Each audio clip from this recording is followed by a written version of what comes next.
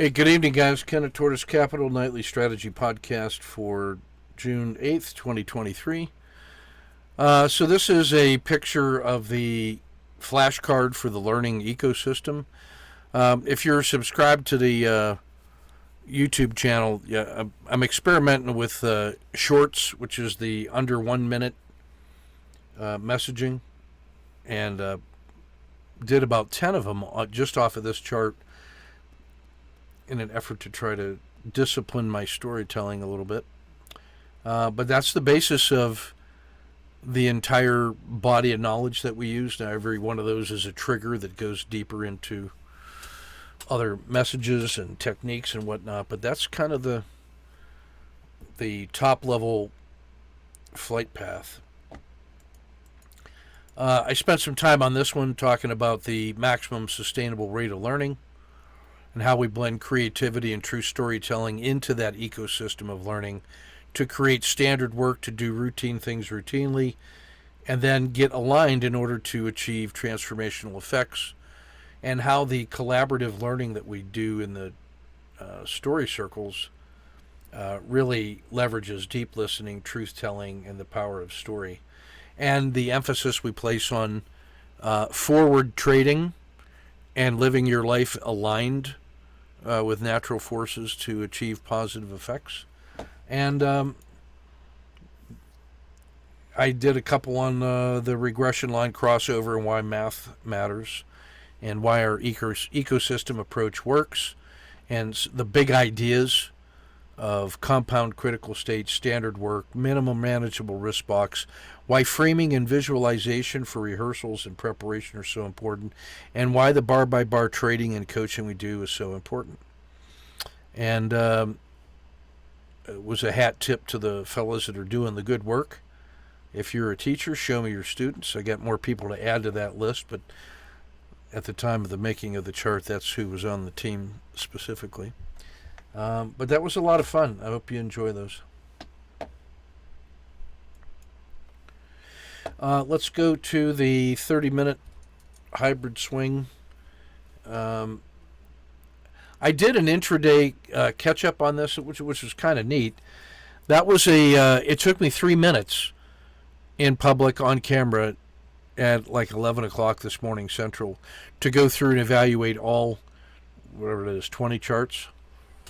So 20 charts in 3 minutes. That's 6 seconds a chart to make a decision. And that's what happens when you practice your patterns and you can read your charts and you stay connected to that stuff. It doesn't take much. So that was a good example of what my 3-minute speed run battle drill looks like. I commend that to your attention. So we'll start with Alcoa. This is all 30-minute charts. Again, this is the 5-day look back. Every one of these boxes represents an entry and an exit and the standard risk we took on it. The 5-day look back is this blue box. This was today's price action here. So the last 2 trades in Alcoa was a scratch, a gain, and then this is a COTA 2 entry, standard work, and it closed very well, so we're at +1 and ready to go. It has to get above the RL10 and the 10-day high to really be interesting. That's where I'll think about a second position, but that feels tentatively pretty good. AI, the software company. The last trade was this one. Right by the numbers, so 1, 2, 3. And then an RLXD exit. Today was this is the opening. So that's a COTA 2, standard work, and it's basically scratched, but we'll see how that goes. Just so it's a little easier to see. That way we can zoom in on today's price action.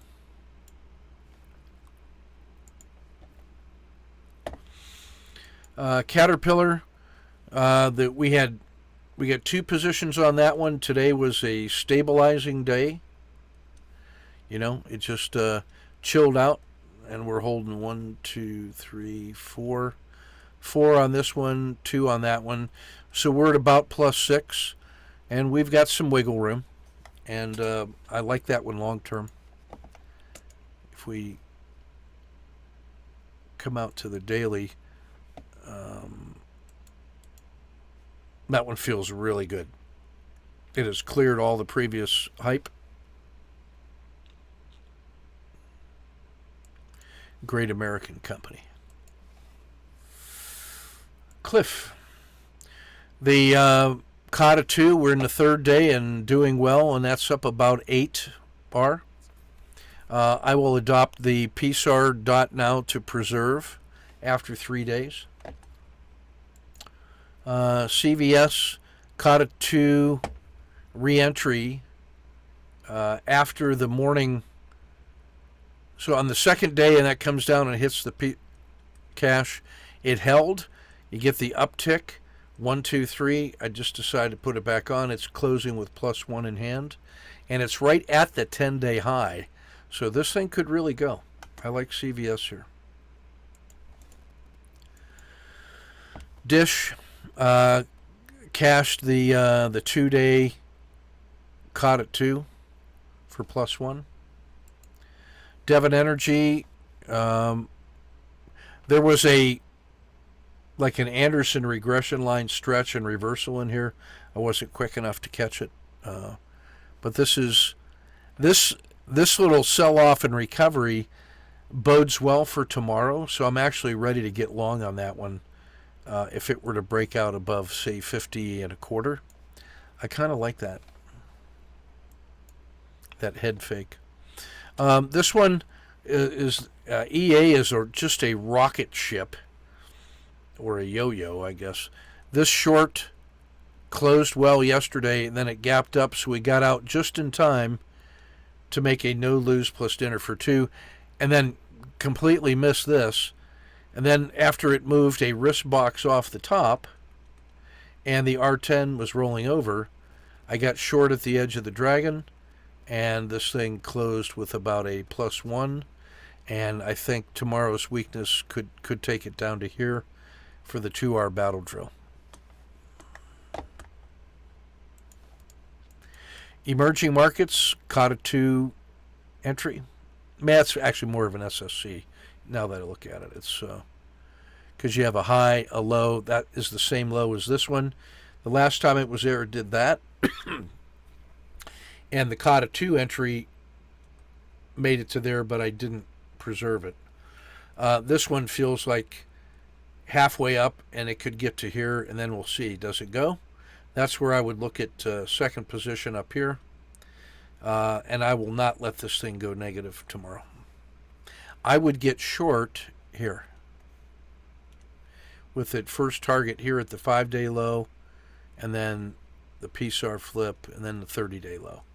So that one is really well postured to go places. The default is up, though. ETHE, no trade. Mexico, Kata 2 reentry. Brazil, Kata 2 reentry routine. Intel, Kata 2 entry. I'm now in with a deep sense of regret that I didn't stop and reverse, but who knows? It's not until you get this test, and that's worth taking. This is a little problematic. Now, what did I give up? I gave up that move. But to be honest, that was a 2-bar explosion. And it stabilized right where you would expect it to stabilize. And that makes this actually a pretty good move, because that was the unexpected move. And now that is resting right at the top of the dragon and the top of the RL10. So if this has any kind of movement tomorrow, you want to pile on Intel tomorrow, because it's going to break out of a 10-day high. So if we go to the daily, yeah, that's a nice recovery. It's got to get above 33.80 to really be free and clear, but this is a chance to get on board in this Kata 2. In previous cycles, it would have been failing from this level, but it hasn't. So I kind of like Intel's recovery posture right now. IP. We closed the Emerging Dragon entry for +1. IYR closed the Emerging Dragon entry +1. KRE, we closed the long. It stabilized, and I took this as a RLXD entry, a COTA 2 entry long. We're going to see that one. You're going to see the short side trade on this in the sniper trade. So this was a day where KRE really had my attention, and I like the way it closed, and we'll see that. McDonald's initiated the SSC PSAR flip, and that closed well at +3. I think there's a lot more in that one. Same with Merck. McDonald's closed better, as you could, if you look at McDonald's, that little uptick was better than Merck's closure, but still good enough to hold overnight. Initiated a COTA 2 in Microsoft. It's still dragging its feet at a 0. Marijuana. Another rocket sled. Yesterday just couldn't play any of that volatility. Didn't have the guts. Today it rolled over with a lower high, so I took the collapsing dragon at the PSAR flip, and it's holding about +1, and we'll see. NVIDIA initiated a SSC entry. Clean Energy, COTA 2 entry. Rivian, no trade. Treasuries, I took the SSC, and then it was closing really well, and I had a chance to make money in treasuries on an intraday, so I'll just take that for +3. Tesla finally got back in on a COTA 2 Emerging Dragon. That's at +3, and I'm really thinking the news on their battery is starting to get people's attention. That new battery they have could be revolutionary, and so this thing is back up to 234, whereas just 10 days ago it was down at 185. That's a 30% gain in 10 days. So I had to get back on the Tesla train.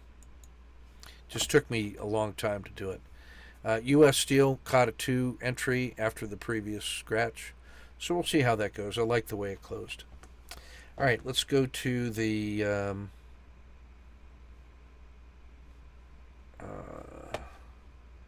sniper trade of the day. So this is, whoops, this is KRE.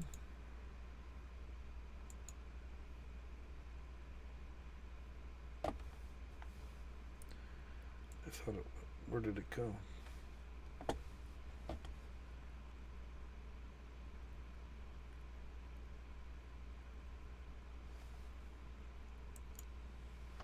Okay, back. All right, so KRE. Well, the important Tesla robots are the ones that are building all of the equipment, you know, the assembling the cars, making the solar panels, and doing all that.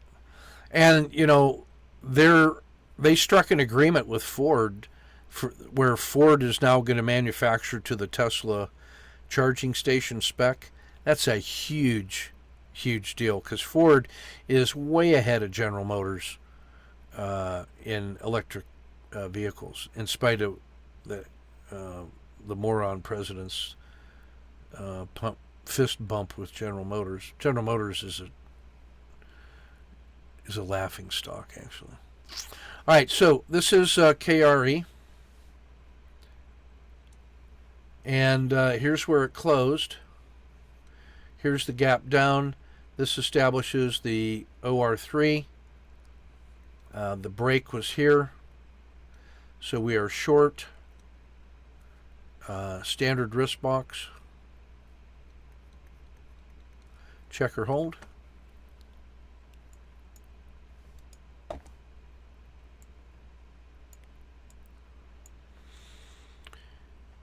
And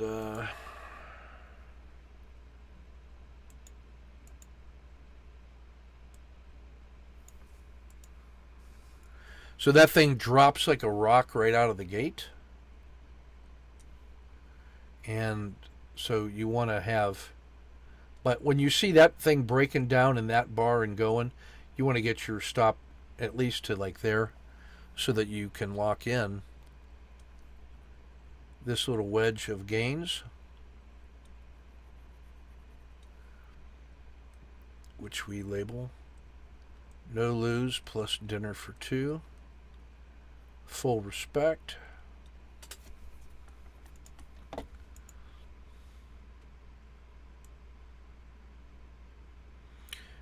You know, there's a 2R battle drill in there somewhere. I didn't get it. Span of control. This little failure to fail further is what makes the harsh winter flatten out until it becomes spring. And that's a natural place where if you're just tracking the edge of the dragon, that's a great exit. You even got a little R10 wiggle there. And so that's about 1, 2, 3. That's plus 3. And then this is the SSC entry. Now, for those of you that have been playing along, this doesn't trigger because the fail-safe entry there is two PSAR dots back. So when it's in that bar, that's really, you have to get long if it goes that far. But this one didn't, so now I can wait for the R10 to come up and hit the PSAR dot, and that's why this is the entry.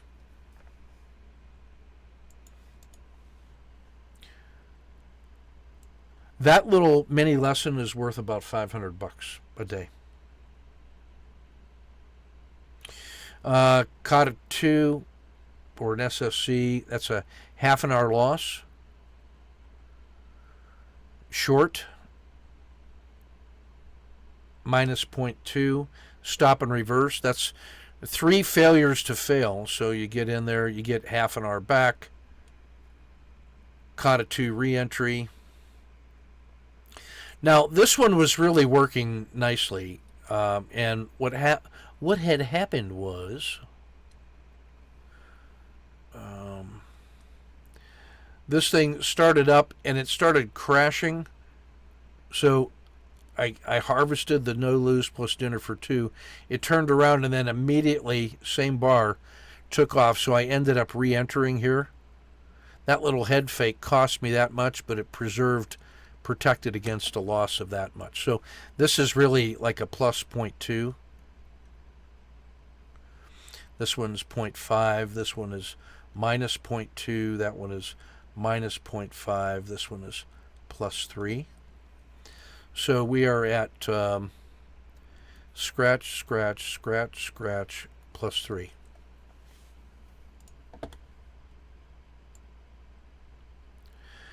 Three and a half. And that was just enough. Now, at this point, when I looked at it, I decided to convert that 3-day intraday gain to one position in the overnight swing, because I looked at all of this as failure to fail. It did not fail. And then this long, stable price action just felt really good. And it felt like it was collecting the inventory from the weak hands. So now if I go back and put that into the context of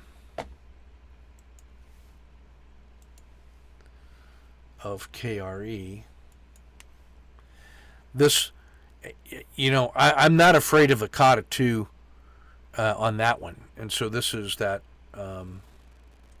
So that's where we get, this is the short essentially that gets the plus 3, and this was the grinding. And then when it closed well, that was the reason to convert the plus 3 intraday to pay for a single swing position overnight. And when you look at it on the swing trade over the last 10 days, this looks like a trivial sell-off. That the main storyline is this strong move and this strong move with only a moderate pullback. So if this holds right here, that's going to be a second moderate pullback. And that's going to mean that this is the first leg, pause, second leg, and then if this holds, that's going to be the second pause. And then I'm we could see a third leg here, and then the test of that will be the top of the RL10. It has to get above about 44.75 for that third leg really to manifest. So that's really what we got going on tomorrow. What are you going to do? Okay. So that's how you connect the intraday trades to the longer term swing trades. Check or hold.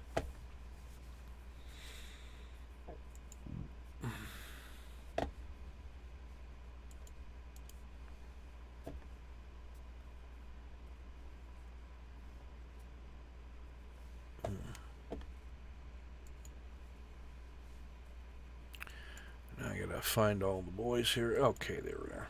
All right, let's go to. So, for those of you that have taken the foundations course or in creativity, I did about a 50-minute analysis of this trade set from Brian, and I'm going to give you the brief version of it. I'm going to hang the extended version in the foundations course and the creativity course. It really deserves study. So this is the first 100 trades that he took, and these are exclusive to DIA. The first 73 or so, he was on 1 minute, then he changed to the 3 minute, and it's only DIA. This is live trading on one share, so he's not worried about position sizing, but these are actual numbers that come from his broker. He did an analysis in that the patterns he was trading and their expectancy, the two best, unsurprising to me, was Collapsing Dragon, and that's Collapsing Dragon when the market is bullish, normal, and quiet. So, interestingly, the Collapsing Dragon pattern, which is a failure collapse pattern, is the best pattern in that kind of a market. Imagine how that does during bear markets and sideways markets. Yeah, that's why it's my favorite. The Emerging Dragon worked really well. Kata 2 was pretty good. SSC was brilliant. And he was surprised that his Z3 breakouts and the supported fall crossing were not good, because his intuition and self-talk was that he was doing pretty good on those, but in fact, not so much. I take a look at his 99 trades. He's got 52 winners, 46 losers for a 53 to 46. So if we just called that a 50-50 coin flip with the excess performance covering all his commissions, then we look at the win rates, the payoff rates. His winnings were on average 1.2 and his losses were minus 0.6. That's a 2-to-1 payoff. So what he has is a 50-50 coin flip that pays him 2-to-1. How often a day do you want to trade that? Answer, all of them, every day. This is the histogram feeder of the performances. This is the cumulative R capture of those 99 trades. His expectancy was 0.34. His R capture overall was 34R. The rolling R performance stabilizes at about 0.34. I gave him some techniques on how to start breaking that up into a rolling 30 so that he can see dynamic changes occurring easier, because the more you put into here, the harder it is for any one trade to really change the sequence. This was the sequence of the spots. He only had one trade worse than 1R.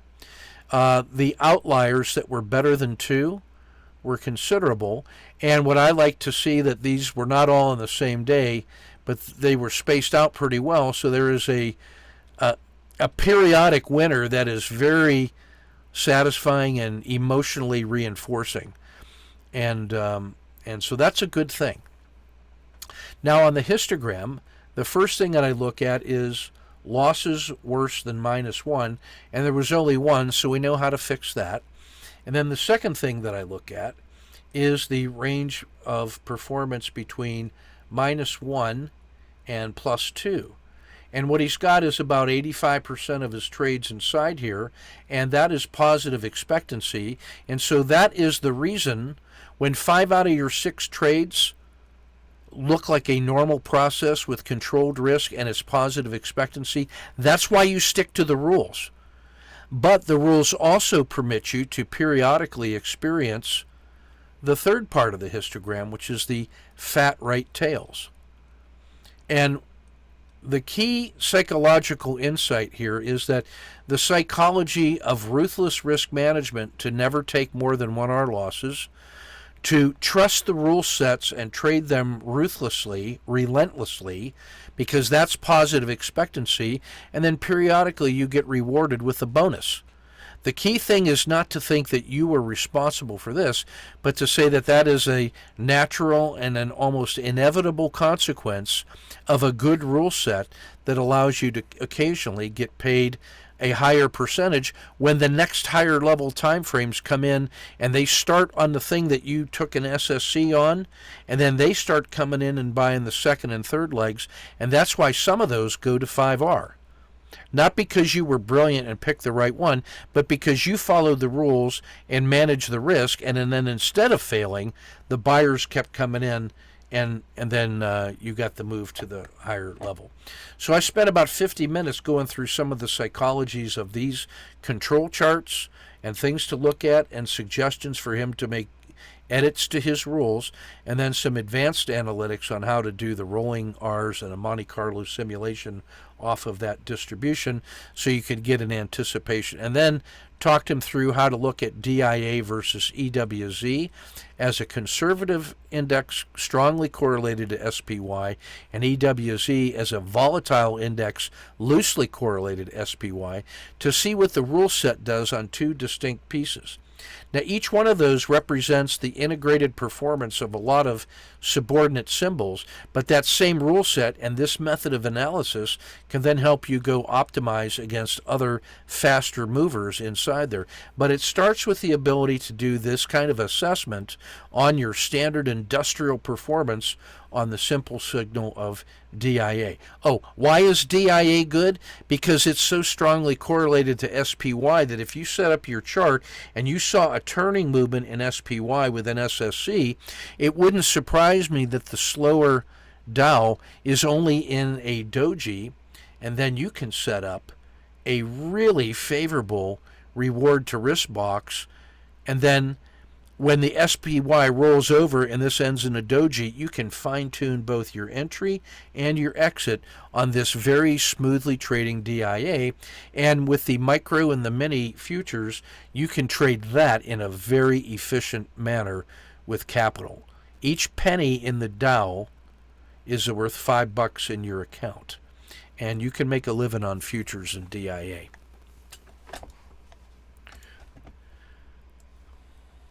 So, nice work to Brian. That's not bad for, for 7 weeks into the foundations and starting to live trade forward a system he'd never seen before. And he's simply learning how to trade that system and getting better in a measured way. So, not too shabby. Here's Tim. Bringing home 3.3 in Devon with a OR3, crushes it. Nice exit, stays out of the chop, keeps all the money that he made. Shifts to Cliff, gets the OR3, makes bank, gets a COTA 2, gets what was available, makes a 5.5 R day today. Nice work. Way to stay with it. All right, here's Brian. Let's see. Let's shrink. Okay, that'll work.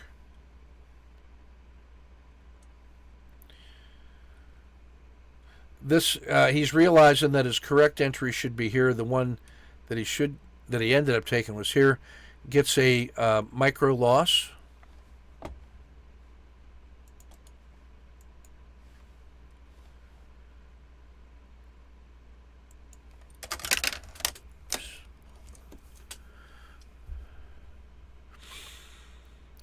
Tries the PSAR flip here.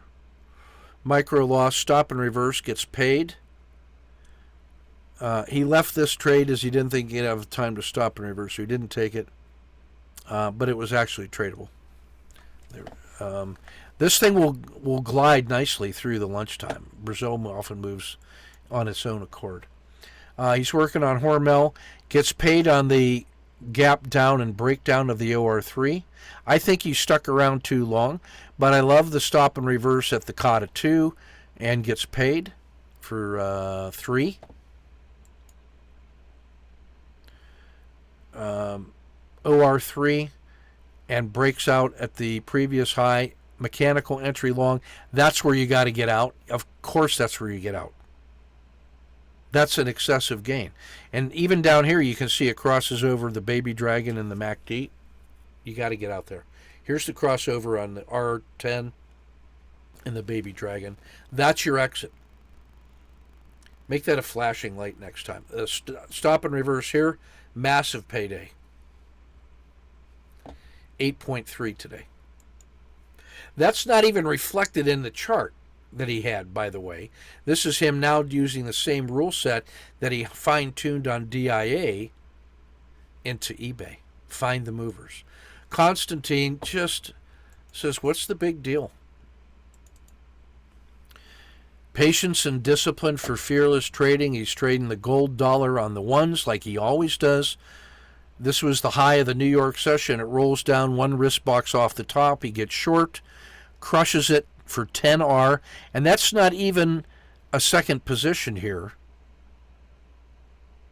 Same trade as always. Fake out on the Globex range and then pushes to the other end of the extreme. That's channel trading, pure and simple, with an engineered stop. Reliable routine. 10R. The beauty of that is that it doesn't get caught up by the choppiness of gold, because this is the gold dollar pair. Man, that's nice. Hamad in Intel.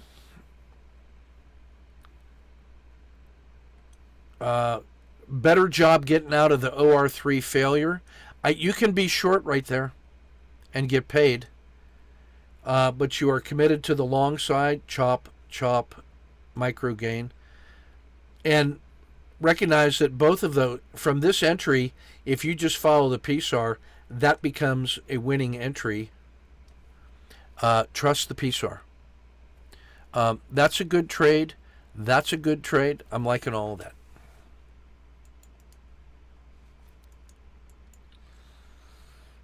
Cliff, this little stop and this exit and then immediate reentry, beautiful.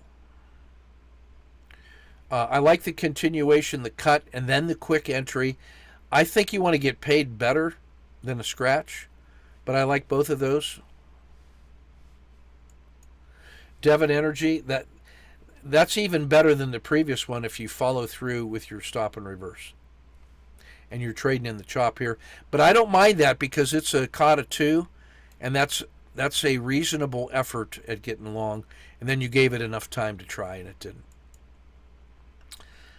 This is Brian. Gets paid twice on the Dow on the 3-minute.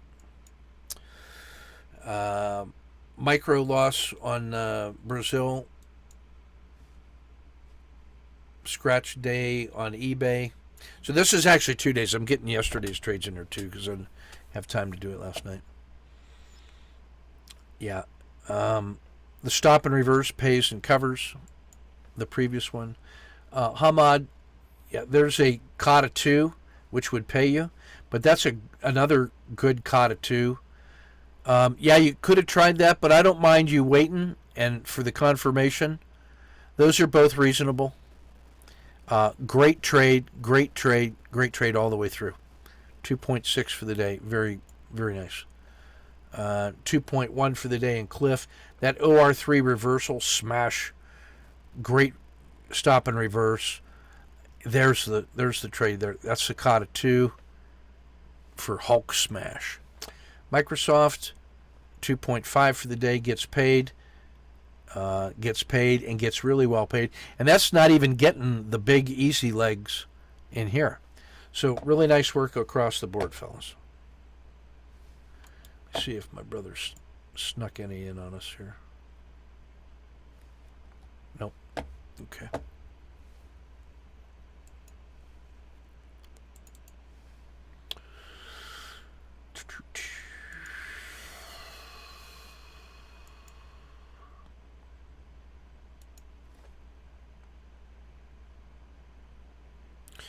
Let's hit the.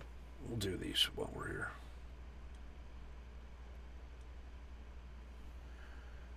Oh, that was the sniper trade of the day. We already seen that one. We're still well above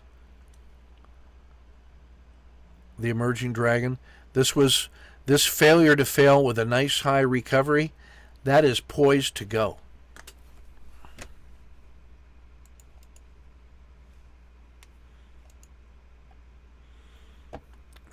That's zooming in on the last 30 days. Hey, let me just show you again. This green line here is the R10 peak. So when the R10 breaks through the R10 peak, that's really a strong signal for an upward move, and you get this. And that's kind of the argument for COTA 2s, but also the EDs. That's like the sudden release of pressure. Everything on the 30 looks good, poised and ready to rock. We're back in bullish quiet, overbought all the way across the board. Very favorable volatility. Strong trending behavior in the S&P. This is all systems go to the long side. Microsoft on a 3.5 to 1 reward to risk. That's value, my friends. And Tesla is crushing it. Agriculture and DIA doing really well. Yeah, this is everything that a bull market looks like.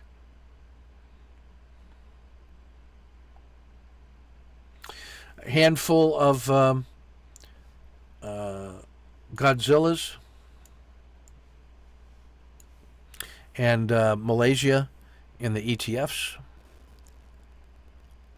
I'm looking at the double greens for the nice breakouts to the upside. All the usual stuff. So NVIDIA and Intel were the winners in the semis. They did much better than Texas Instruments. And then Cliff and Alcoa were better than the market in the metals. So Texas Instruments, Devon, and U.S. Steel were lagging. That's really, to me, Intel is the secret sauce right now. And Tesla just Hulk smash. All right, that's everything we got for today. We'll get this published and posted and get them tomorrow. And again, those of you in the foundations and in Patreon, you can see you'll be able to see the foundations Q&A from today. That is well worth your time. Take good care, and we will see you tomorrow.